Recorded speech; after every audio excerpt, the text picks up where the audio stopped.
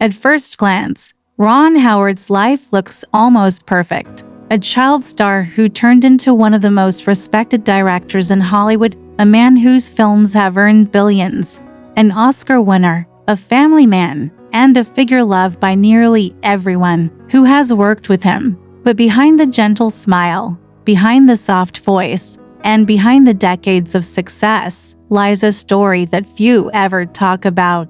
A story of quiet heartbreak, slow emotional decline, painful losses, and a lifetime of pressure that never truly went away. And now, at 71, the weight of it all feels heavier than ever. This is the unexpectedly tragic story of Ron Howard, a story that unfolds not with loud drama, but in a slow, painful silence. A story that is, in many ways, far more heartbreaking than anyone ever imagined. Ron Howard was always seen as the good guy of Hollywood, the polite one, the calm one, the one who never caused scandals, never shouted, never lost control.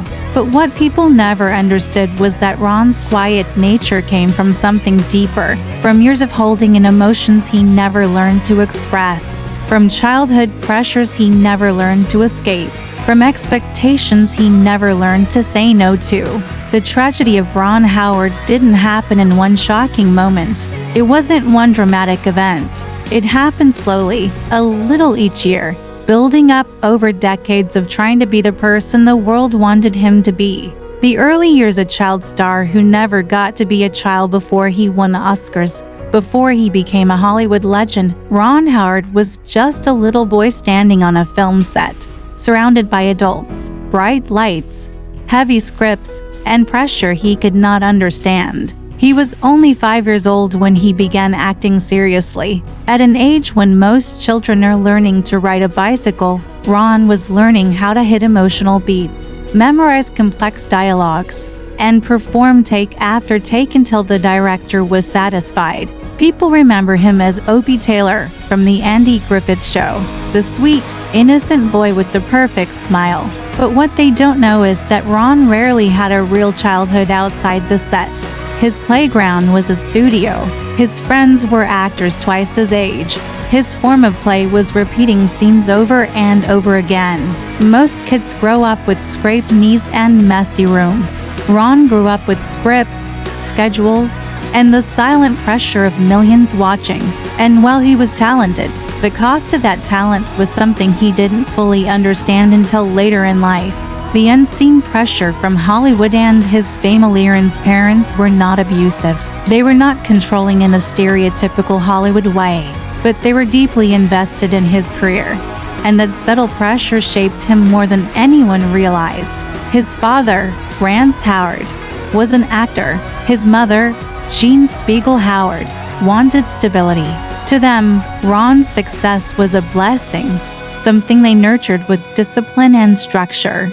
But for Ron, it felt like every achievement he made wasn't really his. It felt like something he had to do, not because he loved acting, but because everyone around him expected him to. He once admitted that he never truly decided to become an actor. He simply continued doing what he had always done. He didn't get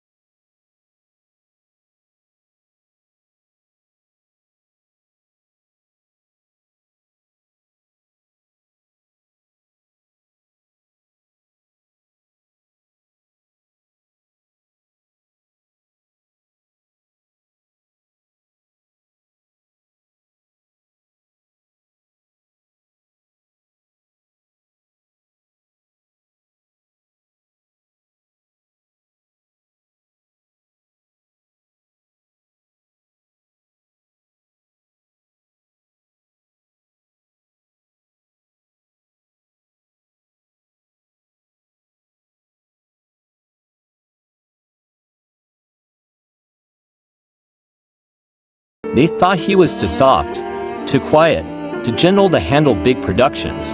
They didn't take him seriously, so Ron worked harder than everyone else. He slept less. He stressed more. He pushed himself to prove something he should never have had to prove. That desperation, that need to show he was more than a former child star, eventually became one of the quiet tragedies of his life. Becoming a director, success with a hidden cost. When Ron finally began directing, he threw himself into the work completely. He became obsessed with perfection, detail, and long work hours. He directed movies like Apollo 13, A Beautiful Mind, The Da Vinci Code, Frost, Nixon, and many more. The world saw success, talent, discipline, brilliance, but they didn't see exhaustion, anxiety, self-doubt, emotional distance. Ron Howard rarely showed anger. He rarely showed frustration. He rarely showed any emotion at all, because from childhood, he had learned one rule: always be calm, always be polite, never cause trouble. This made him respected, but it also made him emotionally fragile, because he never learned to release his feelings. People say Ron Howard is nice, but sometimes being too nice means burying your struggles so deep that no one even knows they exist. The family losses that broke him. Ron Howard loved his parents deeply. They were the foundation of his career, his stability, and his identity. But losing them, first his mother, then his father, shattered him in ways he rarely discussed publicly. Their deaths came at a time when Ron was already dealing with overwhelming work pressure, and suddenly, the two people who had shaped his entire life were gone. He didn't just lose parents. He lost the last connection to the childhood he never truly understood. He lost the people who guided him through every stage of his career. He lost the emotional anchors who kept him grounded. This loss left him feeling quietly empty, not dramatically broken, not visibly depressed, just empty. And that kind of silent grief is sometimes the most painful. The tragedy of identity, not knowing who he is anymore. At 71, Ron Howard faces a quiet tragedy many people never consider. He has spent his entire life being a child actor, teenage star, a successful director, Hollywood icon, but he never truly spent time being himself. He was always playing a role, whether on camera or behind it. And as he gets older, that realization becomes more painful. He has said before that he sometimes wonders what his life would have looked like if he wasn't pushed into acting so young. Would he have chosen it? Would he be happier? Would he feel more like a real person, not a lifelong performer? This quiet identity crisis is one of the most heartbreaking parts of his story. The weight of age, slowing down in a world that doesn't stop. Hollywood does not slow down. It does not pause. It does not wait for anyone. But Ron is slowing down. His body is older. His energy is lower. His mind carries decades of pressure and exhaustion. And the roles, movies, and opportunities that once came easily now feel heavier. He feels the weight of time, the fear of becoming irrelevant. For someone who spent his entire life trying to prove himself, that fear is devastating. The tragedy of being overlooked. Despite everything Ron contributed to Hollywood, despite shaping American cinema for decades, younger generations often don't know who he is. They know his movies, but they don't know the man behind them. And for Ron, who has spent his life creating stories that mattered, being quietly forgotten is a painful thought. Ending at part 1. Ron Howard's story is not tragic because of one dramatic event. It is tragic because of slow emotional exhaustion, decades of pressure he never escaped, losses he never fully grieved, and an identity he never fully discovered. At 71, he stands as a legend, but also as a man quietly battling the weight of a lifetime he never chose. Part 2. Long, slow, boring documentary tone minus 5,000 word style continuation. Title: At 71, the tragedy of Ron Howard is beyond heartbreaking. The Hollywood perfection trap, always smiling, never showing pain. One of the quietest tragedies of Ron Howard's life is the simple fact that he was never allowed to be anything other than perfect. Not by the studios, not by the industry, not even by the audiences who adored him. Since childhood, Ron was known as the nice kid, the sweet kid, the respectful young actor. And as he grew, that identity followed him like a shadow.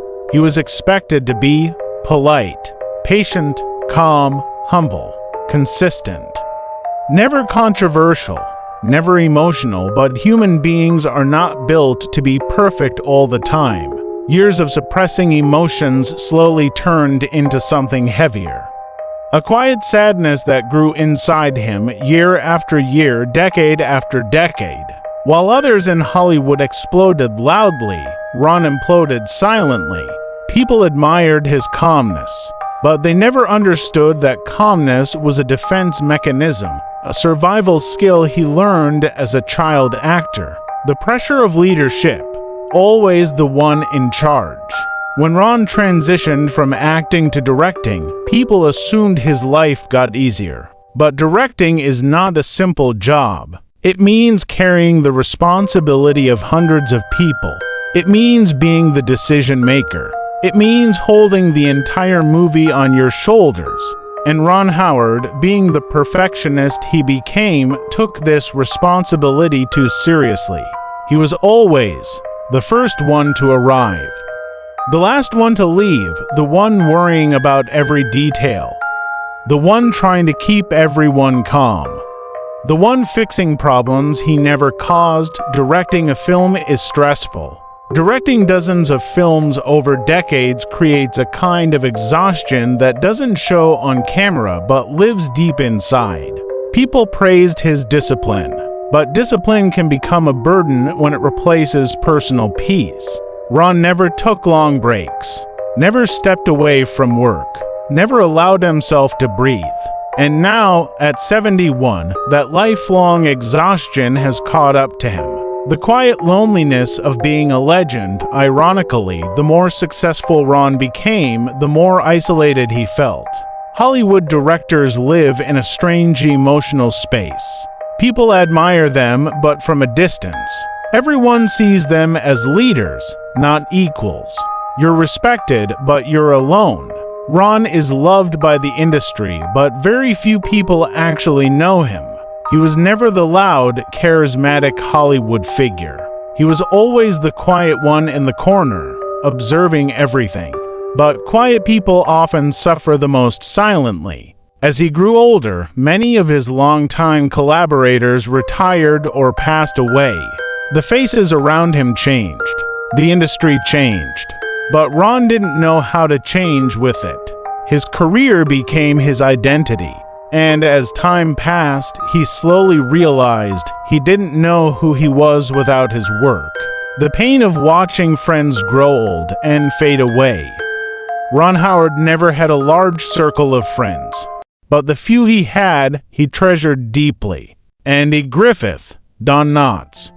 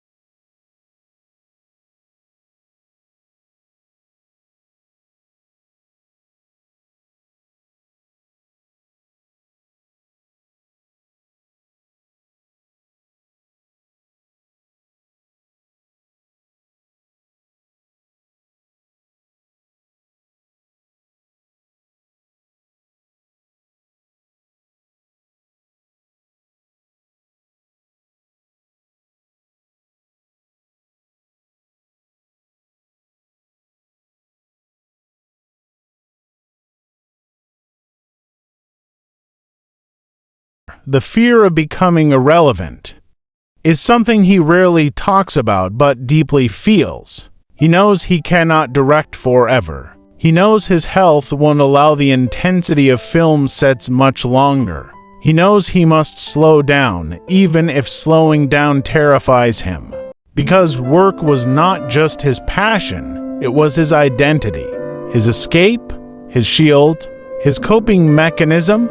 Without it, who is Ron Howard? That unanswered question is part of the tragedy. The reflections of a man who never truly rested. Now, at 71, Ron spends more time reflecting than ever before. He thinks about the childhood he never lived, the emotions he never expressed, the parents he lost, the friends who are gone, the time he missed with his family, the films he still wants to make, the fears he hides, the identity he never fully understood. He is not depressed in a dramatic way. His sadness is quiet, still, almost invisible. He walks through life like a man carrying a heavy coat, half comfort, half burden. He smiles because he always has. He works because he always does. He stays calm because he doesn't know how to be any other way. But behind those gentle eyes, there is a lifetime of suppressed emotion, a lifetime of responsibility he never asked for, a lifetime of pressure he never escaped, a lifetime of heartbreak that never made headlines. Because some tragedies whisper instead of scream. And if part 2, Ron Howard's tragedy continues not through dramatic moments, but through the slow accumulation of emotional weight he carried for decades. The quiet sadness of a man who gave the world everything and never learned how to give himself the same care.